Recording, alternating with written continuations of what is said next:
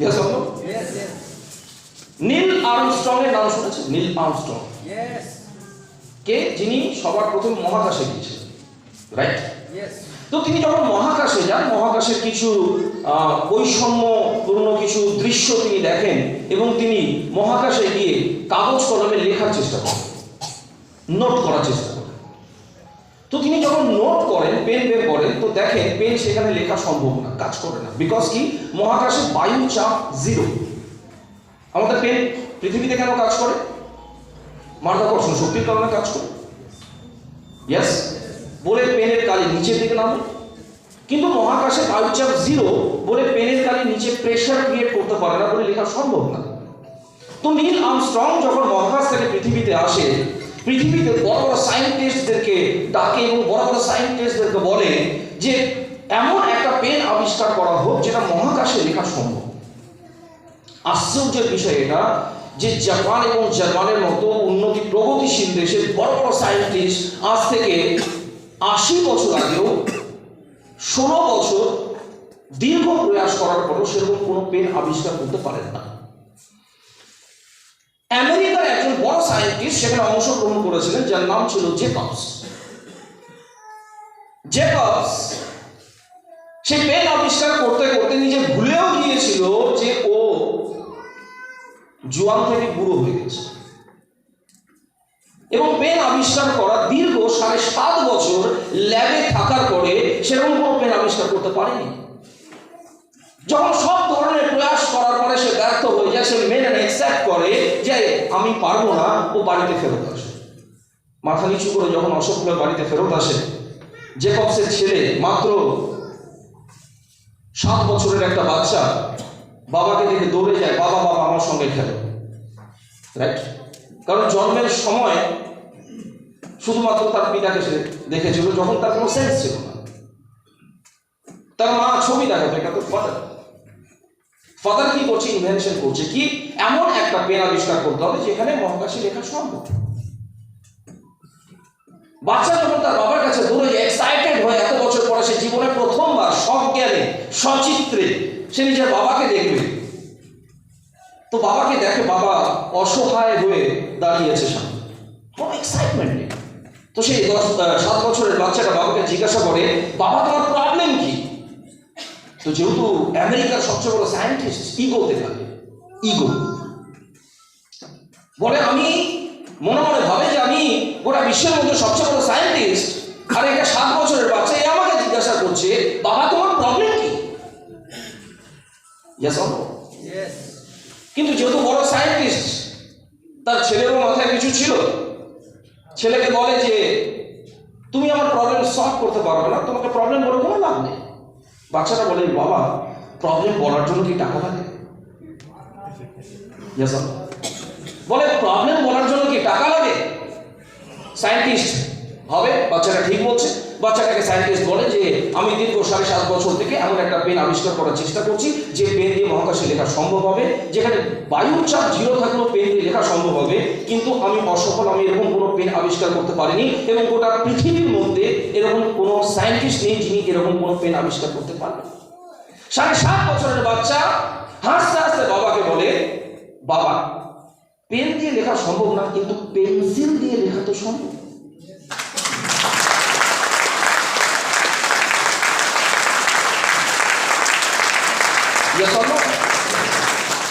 বড় বড় সায়েন্টিস্ট কেউ পেন্সিলের কথা ভাবেনি, বড় বড় মাথা, বড় বড় জিনিস ভাবছে। Yes or no? একটা 7.5 বছরের ছোট্ট বাচ্চা এত বছরের, এত দিনে এত বড় একটা প্রবলেম চুটকিতে সলিউশন করে। এবং আজকের দিনেও যদি কেউ মহাকাশে যায়, পেন নিয়ে যায় না, পেন্সিল নিয়ে।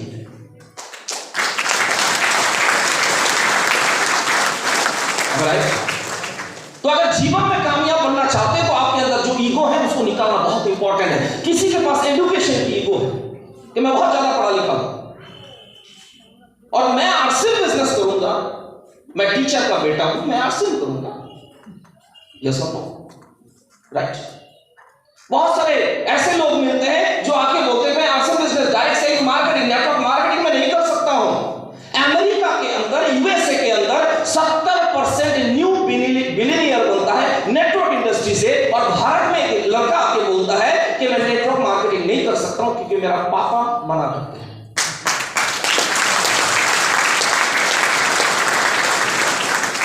আমেরিকাতে 70% নতুন কোটিপতি তৈরি হয়, বিলিয়নিয়ার তৈরি হয় ডাইরেক্ট সেলিং ইন্ডাস্ট্রি থেকে। আর আমাদের বালুরঘাটের লোকে কি বলে, আচ্ছা তুই চেন করিস, তুইও চেন করিস। अगर चेन नहीं करोगे तो जीवन में बेचैन रहोगे।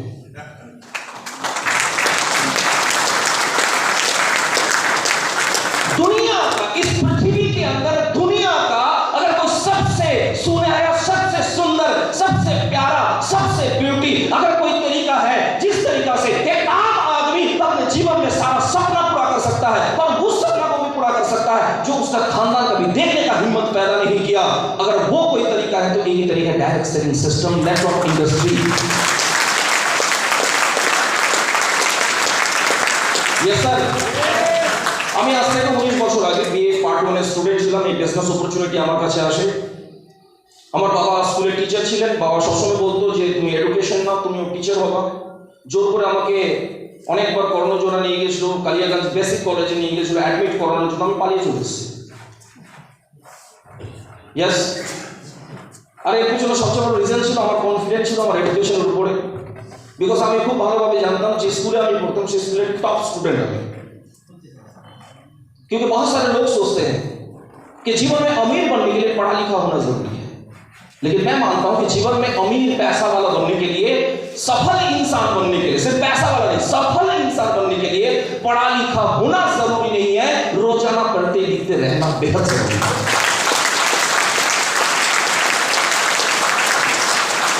नया नया जानकारी लेते रहना बेहद जरूरी है। बेहद नया जानकारी जहां मिले ले लो।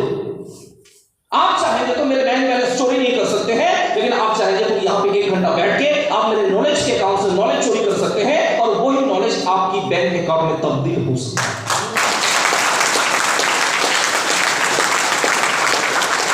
तो আমি যে স্কুলে পড়াশোনা করতাম বংশালী উচ্চ বিদ্যালয়, রেকর্ড ছিল আমার 3 বছর এইচএস এক্সামিনেশন পরীক্ষা দেওয়ার পর আমি পাস করি। অক্লান্ত পরিশ্রম 3 বছর পড়ার পর পাস করি। এটা বলতে আমার লজ্জা লাগে না, बिकॉज मेरे अंदर जो भी शर्म था उसको मैंने फेंक दिया। लाइफ में अगर सफल इंसान बनना है तो बेशरम बनना पड़ेगा।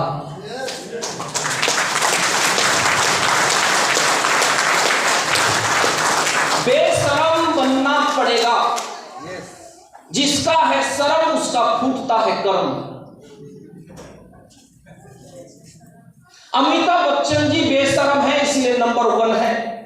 इतना बड़ा फिल्म स्टार होने के बावजूद भी अगर हाजमोला कैंडी का गोली बेच सकता है, वो कभी नहीं सोचता कि मैं इतना बड़ा हीरो और मैं हाजमोला कैंडी गोली बेचूंगा।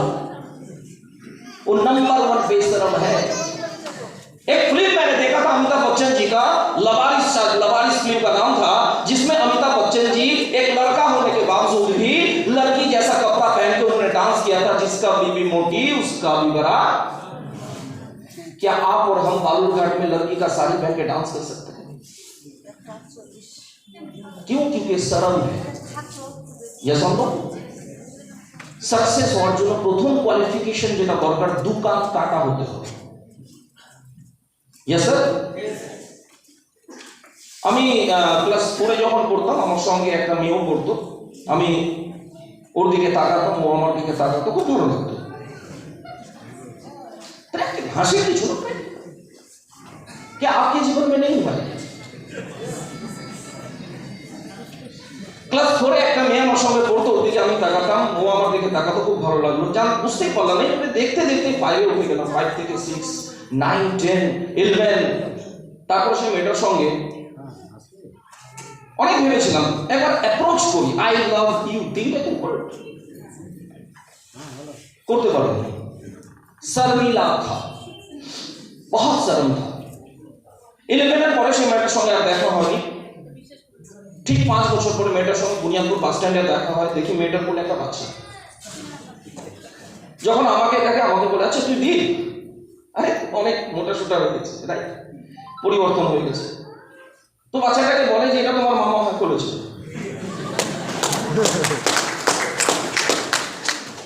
বাচ্চাটাকে কোলে নিলাম, মনে মনে ভাবলাম क्या होना था क्या बन गए। यस और नो? तो आप भी मामा बनना चाहते हो क्या? अगर आप मामा बनना नहीं चाहते हो, पापा बनना चाहते हो, तो बेशरम बनना पड़ेगा। उस प्यार की इंडस्ट्री में नहीं सही, लेकिन डायरेक्ट सेलिंग की इंडस्ट्री में कामयाब बनने के लिए बेशरम तो बनना पड़ेगा।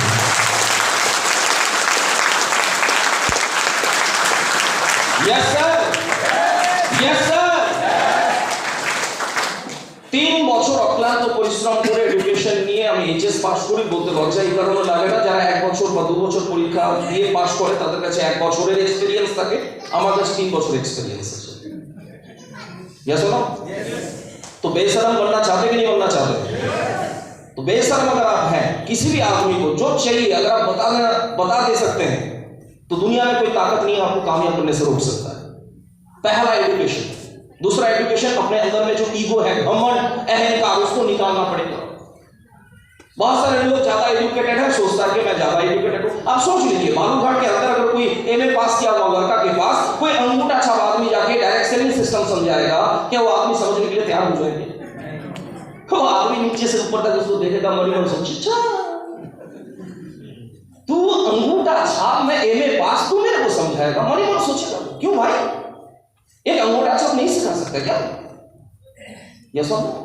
बालूघाट के अंदर अगर किसी के पास बहुत ज्यादा पैसा है, उसके पास कोई रोड छाप आदमी अगर चला गया और डायरेक्ट सेलिंग सिस्टम के बारे में बताना चालू किया, क्या वो मोटिवेट होने के लिए तैयार हो जाएंगे, करने के लिए तैयार हो जाएंगे? वो नीचे से ऊपर तक देखेगा, मन ही मन सोचेगा तू गधा है, मैं करोड़पति हूं, तू मेरे को समझाएगा। यस और नो? तो भैया अगर ऐसा ईगो है तो उसको निकाल दीजिए, क्योंकि लोग आज के डेट में पढ़ लिख के बनते हैं गधा।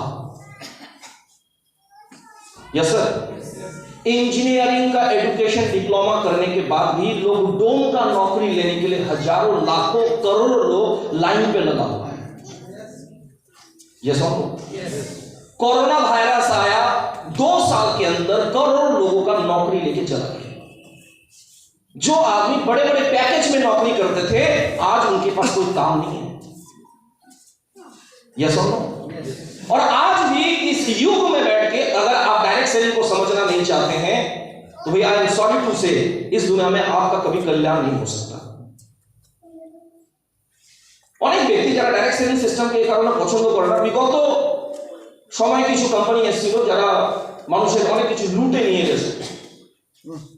কোনো মানি রোটেশন স্কিম, কোনো ঠকবাজ প্রোডাক্ট নিয়ে কাজ করা কোম্পানি, এমন প্রোডাক্ট নিয়ে কাজ করা কোম্পানি যে প্রোডাক্ট আমাদের ভারতবর্ষের মানুষের ইউজ করার মতো ক্যাপাবিলিটি নেই, রাইট? তারা 200 টাকা দামের পেস্ট আমাদের হাতে ধরিয়ে দিয়ে গেছে, বলছে আমাদের পেস্ট দুনিয়ার সবচেয়ে ভালো পেস্ট, এই পেস্ট এই কারণে ভালো, এর দাম 200 টাকা হলেও দাম অনেক কম, কারণ এতটুকু লাগে। ইন্ডিয়ান কালচারে শুট করেন এটা। আপনার বাড়িতে যদি কোনোদিন কোনো গেস্ট আসে, আপনি যদি বাথরুমে তাকে বলেন আমাদের বাড়ির পেস্ট এতটুকু লাগে, আমার মতো যদি গেস্ট আমি জিজ্ঞাসা করবো দাদা আপনার বাড়ির পেস্ট যদি এতটুকু লাগে, তো এটাও বলে দিন পয়মকে স্নান করবো। यस और नो? लेकिन आरसीएम दुनिया का एक ऐसा बिजनेस है जो इंडियन रेट, इंडियन कल्चर और इंडियन मेंटेलिटी को 100% सूट करता है, इसलिए इस बिजनेस को करना चाहिए। यस और नो? डायरेक्ट सेलिंग सिस्टम के बारे में अगर बताएंगे आपको, डायरेक्ट सेलिंग बिजनेस क्या है, डायरेक्ट सेलिंग को क्यों करना चाहिए। स्क्रीन दिख रहा है सर सभी को? अच्छा, पहला चीज डायरेक्ट सेलिंग इंडस्ट्री को इसलिए करना है क्योंकि भारत का अगर इकोनॉमिकल स्ट्रक्चर को देखेंगे तो भारत में 10% लोग ऐसे हैं जो बीपीएल कैटेगरी में, जिनका इनकम मैक्सिमम महीने का 6000। ভারতবর্ষে 10% লোক এরকম আছে যারা বিপিএল শ্রেণীতে, যাদের maximum income monthly 6000। Yes sir. Next, ভারতবর্ষে 4 ক্লাস 30% লোক এরকম আছে যাদের ইনকাম 6000 থেকে 13000 টাকার মধ্যে, লোয়ার ক্লাস 30% লোক আছে যাদের ইনকাম 13000 থেকে 20000 টাকার মধ্যে, মিডল ক্লাস 20% লোক আছে যাদের ইনকাম 21000 থেকে 60000 টাকার মধ্যে, আপার ক্লাস 7% লোক আছে যাদের ইনকাম 61000 থেকে 2.5 লাখ টাকা per month, rich class only 2% people যাদের ইনকাম 2.5 লক্ষ টাকা থেকে 12 লাখ টাকা per month, wealthy class only 1% people যাদের ইনকাম 13 লাখ টাকা এবং তার থেকে বেশি। यस, এই ভারতবর্ষে এটা ইকোনমিক্যাল স্ট্রাকচার, এটা ইকোনমি ভারতে। Yes sir. Direct selling system কেন করব? সবার প্রথম প্রশ্ন আমি এটা করতে চাই বিপিএল শ্রেণীতে যদি থাকে 10%, ইনকাম 6,000 টাকা পার মান্থ ম্যাক্সিমাম। আপনার কাছে এরকম কোনো রাস্তা আছে, এরকম কোনো সিস্টেম আছে, এরকম কোনো অপরচুনিটি আছে যেখানে কাজ করে আগামী 10 বছর পরে আপনি পোর ক্লাস থেকে, বিপিএল শ্রেণী থেকে আপনি ওয়েলদি ক্লাসে আসতে পারবেন? পারবেন? চাষবাস করে পারবেন? সার্ভিস করে পারবেন? ट्रेडिशनल बिजनेस করে পারবেন? ट्रेडिशनल बिजनेस में लाखों कमाना चाहते तो करोड़ों डालना पड़ेगा। करोड़ों इन्वेस्टमेंट नहीं करोगे तो लाखों इनकम नहीं आएगा। अगर आपका जवाब नो है भैया, तो मैं कॉन्फिडेंट और गारंटी के साथ बोल सकता हूं कि डायरेक्ट सेलिंग इंडस्ट्री सिर्फ और सिर्फ आपके लिए है।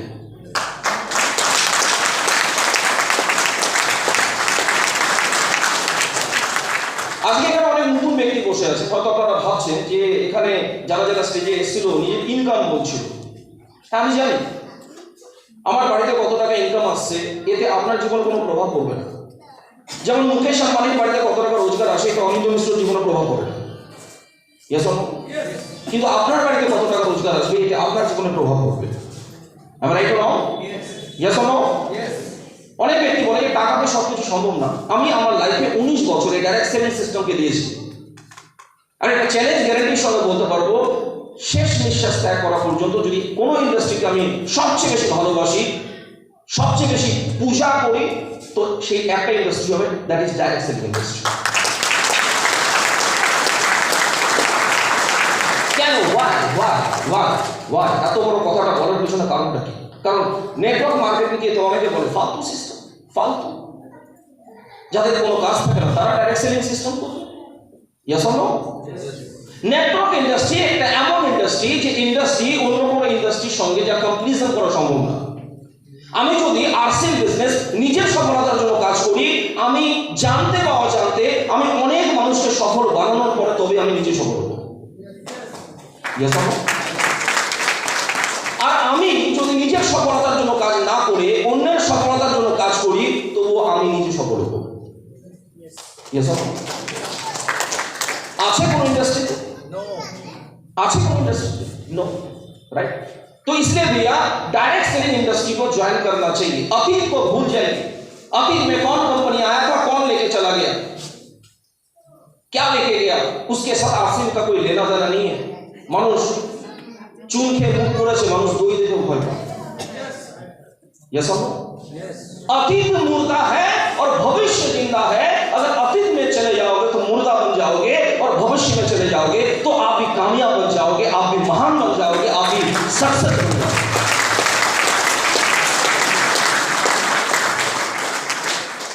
90% মানুষ সবসময় নিজের অতীতের কথা ভাবে,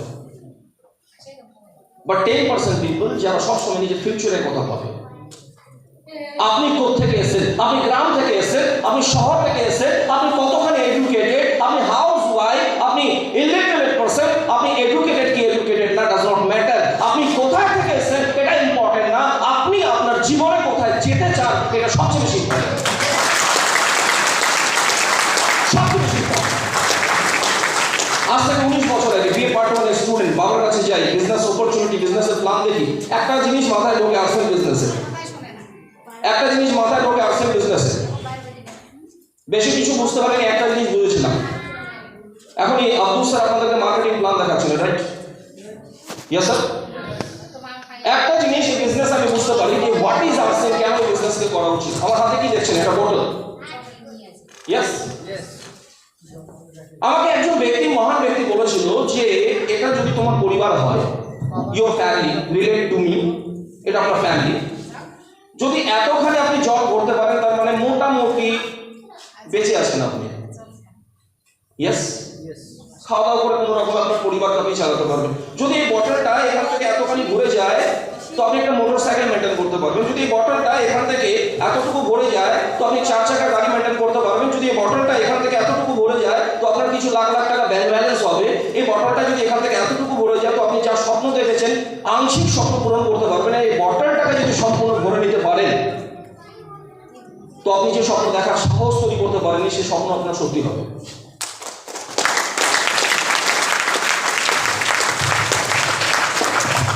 ইয়েস। গোটা দুনিয়া এই বোতলটাকে ভরার চেষ্টা করছে। আমার ঠাকুরদা করেছে, আপনার ঠাকুরদা করেছে। কিন্তু বটলটা ধরেনি। এই বটলটাকে ধরতে গেলে কি এখানে জল দিতে হবে না, এখানে কি দিতে হবে? पैसा। क्या डालना पड़ेगा? पैसा डालना पड़ेगा। बोले दुनिया में पैसा क्या खुदा है? पैसा खुदा नहीं है, लेकिन खुदा के नूर से जुदा भी नहीं है।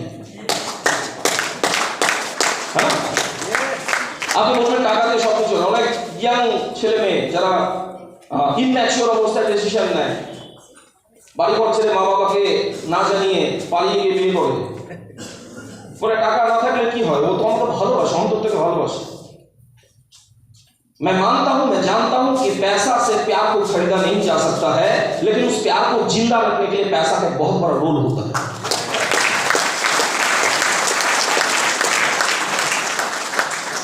तो एक बोतल को भरने के लिए आपको काम करना पड़ेगा, पैसा डालना पड़ेगा। लेकिन सबसे बड़ा प्रॉब्लम क्या है कि बोतल कभी भरता नहीं है। आपका दादाजी ने भी काम किया, बोतल भर नहीं पाए। आपके पिताजी ने भी काम किया, बोतल भर नहीं पाए। आप भी काम करोगे, बोतल भर नहीं पाओगे।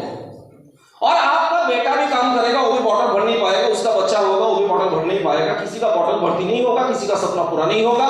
कोई वर्ल्ड टूर पे नहीं जा सकता है, किसी के पास करोड़ों पे इन्वेस्टमेंट नहीं आ सकता है। बच्चा अगर कैलकुलेटर मांगेगा तो कोई पिताजी उसको कंप्यूटर खरीद के और लैपटॉप खरीद के दे नहीं सकता है। बच्चा अगर आपसे साइकिल मांगेगा तो आप उसको BMW कार खरीद के दे नहीं सकते, क्योंकि आपका बोतल कभी भर्ती नहीं होगा। एक बात तय।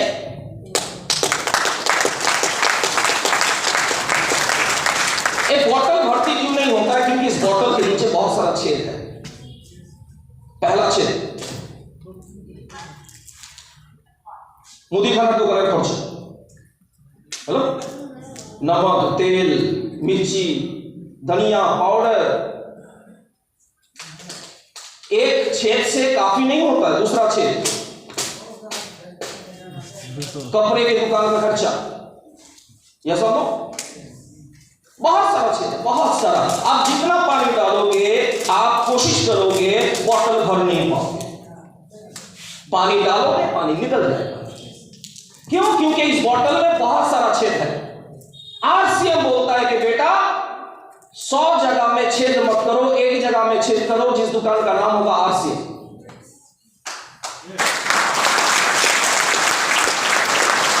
आरसीएम बोलता है कि सारा छेद बंद कर दो, सारा छेद बंद कर दो। आगे से जिस दुकान में खर्चा करोगे उस दुकान का नाम होगा आरसीएम।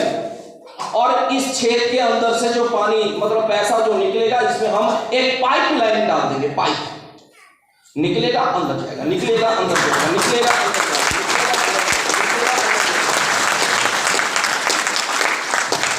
आप बताओ ये बोतल भर्ती होगा कि नहीं होगा? आज जो लड़का आपके सामने खड़ा है, मेरा बोतल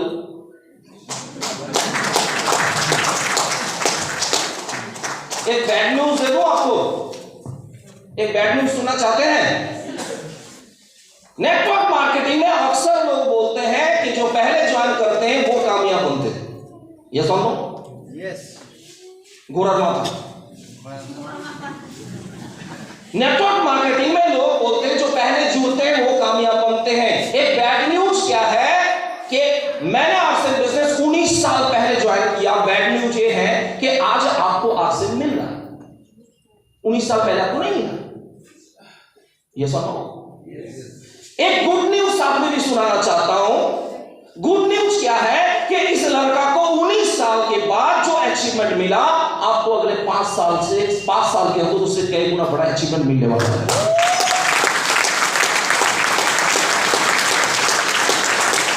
यस सर, करना चाहिए आरसीएम না। আরসিএম তো চলছে না। আমি যখন এই বিজনেসকে জয়েন করে, আমার ফাদার স্কুলের টিচার ছিলেন। আমার থেকে হাইট ছিল প্রায় ধরে নিন 6.2, আমার 5'8", 6 ফিট 2 ইঞ্চি হাইট, বড় বড় মোচ। আমার জ্ঞান তো বাবা অসুস্থ হওয়ার আগে পর্যন্ত খুব কাছে ঘেসে বাবার সঙ্গে কথা বলি। ভালোবাসার অন্যরকম ছিল, ফিল করতাম। बट हमारे बाबा हाथ पा खूब चलता, तो नजदीक जाने में डर लगता था। ओसामा बिन लादेन को देखे होंगे, अगर उसका भी कोई बाप है तो मेरा पिताजी शायद उसका बाप होना चाहिए। लेकिन प्यार करते थे, दिल से प्यार करते। उनका प्यार का भाषा कुछ अलग था। बहुत स्ट्रिक्ट आदमी था। माजिद जी काफी बार मेरे घर पे गए हैं, सुब्रतो सर काफी बात, मैं 1%, मेरा एक ही बेटी है अरुणिमा, मैं एक लफ्ज इस स्टेज के ऊपर से अगर मैं झूठ बोलूंगा तो मेरा एक ही बेटी है, उसका कसम खा के मैं बोल रहा हूं, एक ही बच्ची है, उसका कसम खा के मैं बोल रहा हूं। बहुत खतरनाक रवैया था उनका, मेरे पिताजी का। तो पापा को मैंने बोला कि पापा आर्ट्स में बिजनेस ज्वाइन करना, तो पापा ने बोला कि बेटा पढ़ो लिखाई करो, तुम्हें भी नौकरी करना है। और मेरे को नौकरी नहीं करना था, क्योंकि मैं जानता था कि नौकरी जरा चाकरी करे, यस जरा चाकरी करे তাদের লাইফে এক মাসে 4টা ক্যারেক্টার হয়, यस पहला हफ्ता खुशी खुशी, 1 से 10 तारीख के अंदर तनख्वाह मिलता है, खुशी खुशी, किंग ऑफ द वर्ल्ड, বাড়িতে পাঠার মাংস ঝোল রান্না হবে, यस दूसरा हफ्ता राजी खुशी, जितना तनख्वाह मिला आधा से भी ज्यादा पैसा खर्च। अब अपने आप को राजी खुशी कर, राजी खुशी मतलब अपने आप को राजी करता है कि टेंशन मत लो, अगला महीना फिर आएगा, फिर तनख्वाह मिलेगा, फिर पाठा मांस झोल खाएंगे। तीसरा हफ्ता कसाकसी, पहला हफ्ता खुशी खुशी, दूसरा हफ्ता राजी खुशी, तीसरा हफ्ता कसाकसी, कसाकसी पकेटे 500 টাকা নিল, গোটা মাস চলতে হবে, রাইট না? और चौथा हफ्ता ठाका कसी, ये सब पत्नी को भी नहीं छोड़ता है, पत्नी को बोलती है 100 रुपया दो ना, अगले महीने में तनख्वाह मिलेगा 200 देंगे, ये सब। बच्चा को भी नहीं छोड़ता, बच्चा को बोलता है देख तेरा स्कूल बैग में कुछ होगा, 50 देगा 100 मिलेगा, होता कि नहीं होता? अब इससे भी रिलेट नहीं कर पाओगे, मेरा सर्विस नहीं करने के पीछे दूसरा रीजन, मैं पापा जी स्कूल के टीचर थे और हमेशा मैं पापा को फॉलो करता था। दुर्गा पूजा के समय पापा जब हम लोगों को मार्केटिंग करने के लिए लेके जाते थे, गंगारामपुर मुकुल वैराइटीज পুরনো দোকান, আমার বাবা নিয়ে যেত, যখন মার্কেটিং করতে যেতাম তো আমার ঠাকুরমা তখন বয়স ছিল 65, আমি সবে মাত্র ক্লাস 7-8 পড়ি, আমার একটা ছোট বোন, আমার মা খুব এক্সাইটেড থাকতো যে বছরে একদিন কেনাকাটা দুর্গাপুজোর আগে। এবং আগে কি হতো জানেন, আজকে তো কেউ কারো বাড়িতে যায় না, আগে দুর্গাপুজোর সময় আমরা যখন মার্কেটিং করতাম, আত্মীয় স্বজন রিলেটিভ যারা আমাদের বাড়িতে আসতো, কি দেখতে আসতো, কি শাড়ি কিনেছে, কি রঙের প্যান্ট কিনেছে, কি রকম জুতো কিনেছে, রাইট না? ইয়েস, যেমন তারা ভালো দেখতে পায় সেরকমই মার্কেটিং করার প্ল্যানিং থাকতো আমাদের, যে হাইফাই রেঞ্জের প্রোডাক্ট আমরা পারচেস করবো ফ্যামিলির জন্য।